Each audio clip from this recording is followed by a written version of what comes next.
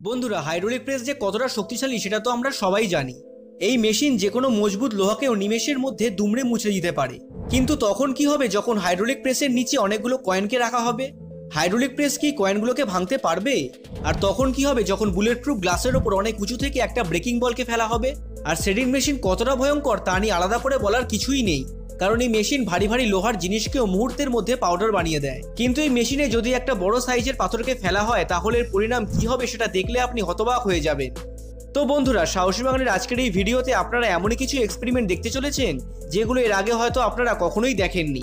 Video শুরু করার আগে বলে রাখি, এই ভিডিওতে দেখানোর প্রত্যেকটি এক্সপেরিমেন্ট সম্পূর্ণ প্রফেশনালি ভাবে করা হয়েছে, তাই এগুলো আপনি বাড়িতে কখনোই ট্রাই করবেন না। আর যারা এখনো চ্যানেলটিকে সাবস্ক্রাইব করেননি তারা চ্যানেলটিকে সাবস্ক্রাইব করে পাশে থাকা বেল বাটনে ক্লিক করে দেবেন এই রকম নিত্য নতুন ইন্টারেস্টিং ভিডিও সবার আগে দেখতে হলে। চলুন বন্ধুরা, ভিডিও শুরু করা যাক।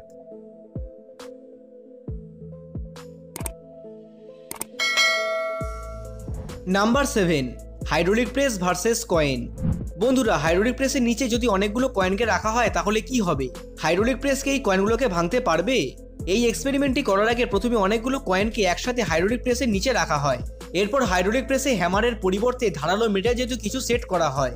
তারপর যখন হাইড্রোলিক প্রেসটিকে চালানো হয় তখন কয়েনগুলো মাঝখান থেকে কেটে যেতে শুরু করে, কারণ হাইড্রোলিক প্রেসে লাগানো মেটালটি এতটাই ধারালো ছিল যে কয়েনে লাগা মাত্রই কয়েনগুলো মাঝখান থেকে কেটে যায়। এরপর যখন হাইড্রোলিক প্রেসে হ্যামার সেট করে তার নিচে কয়েনগুলোকে রাখা হয় তখন কয়েনগুলো হাইড্রোলিক প্রেসের নিচে এভাবেই চেপটে ফ্ল্যাট হয়ে যায়।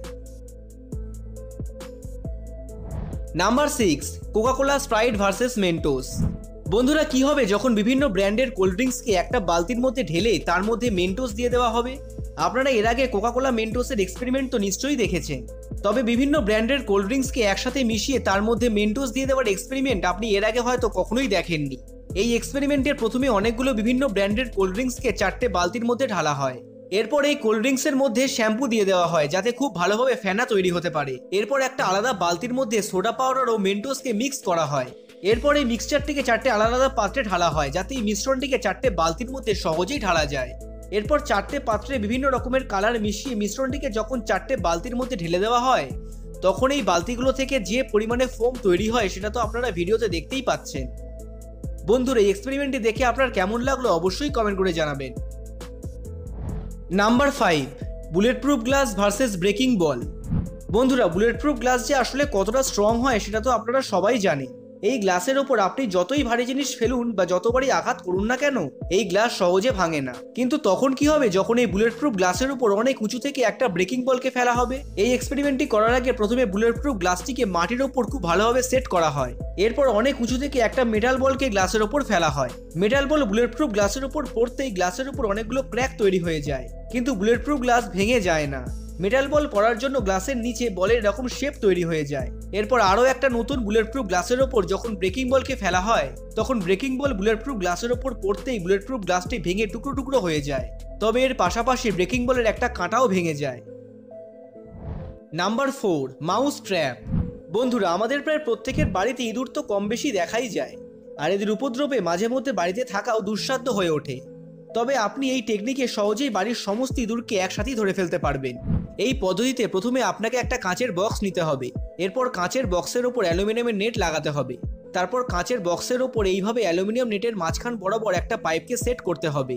আর সবশেষে বক্সে ওঠার জন্য একটা সরু নেটকে আড়াআড়িভাবে লাগিয়ে বক্সের ভেতরে ও বাইরে খাবার দিয়ে দিতে হবে। এরপর ইঁদুরগুলো একে একে খাবার খাওয়ার জন্য কাঁচের বাস্কের মধ্যে যেতে থাকবে, ঠিক যেমনটা আপনারা ভিডিওতে দেখতে পাচ্ছেন। এইভাবে খাওয়ার লোভে সমস্ত ইঁদুরই কাঁচের বক্সে আটকে যাবে।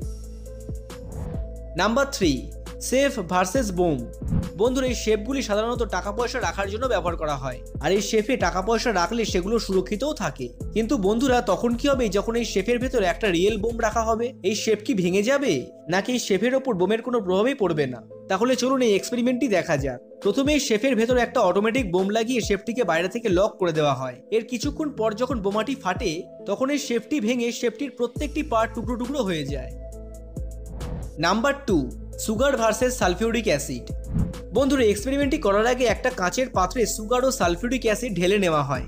সুগারের মধ্যে সালফিউরিক অ্যাসিড দেওয়ার সঙ্গে সঙ্গেই সালফিউরিক অ্যাসিড রিয়াকশন করা শুরু করে দেয় এবং সুগার সাদা থেকে কালো হতে শুরু করে। আর এর কিছু সময়ের পরেই এই সলিউশন থেকে এইরকম কালো রঙের ফোম বেরোতে শুরু করে। বন্ধুরা, আপনি এর আগে এরকম ফোম বের হওয়া দেখে থাকলে অবশ্যই কমেন্ট করে জানাবেন। Number 1, shredding machine versus rock.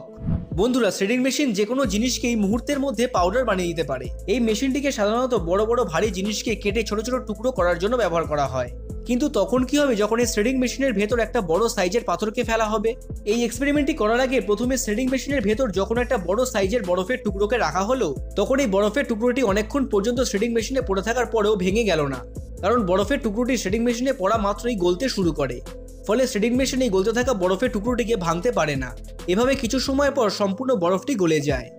এরপর একটা কুড়ুলকে যখন এই শ্রেডিং মেশিনের মধ্যে রাখা হলো, তখন কিছুক্ষণের মধ্যে শ্রেডিং মেশিন এই কুড়ুলটিকে ভেঙে টুকরো টুকরো করে ফেলে। তবে এই কুড়ুলটির লোহা এতটাই স্ট্রং ছিল যে এটিকে ভাঙতে গিয়ে শ্রেডিং মেশিনের কয়েকটি জায়গাও ড্যামেজ হয়ে যায়।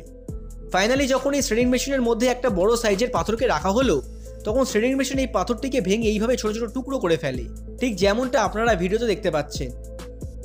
বন্ধুরা, সাহসী বাগানের এই ভিডিওতে আজ এই পর্যন্তই। ভিডিওটি ভালো লাগলে লাইক করবেন, শেয়ার করবেন আপনার বন্ধুদের সাথে। আর এই এক্সপেরিমেন্টগুলির মধ্যে কোন এক্সপেরিমেন্টটি আপনার সবচেয়ে ভালো লেগেছে অবশ্যই কমেন্ট করে জানাবেন। সুস্থ থাকবেন, ভালো থাকবেন, ধন্যবাদ।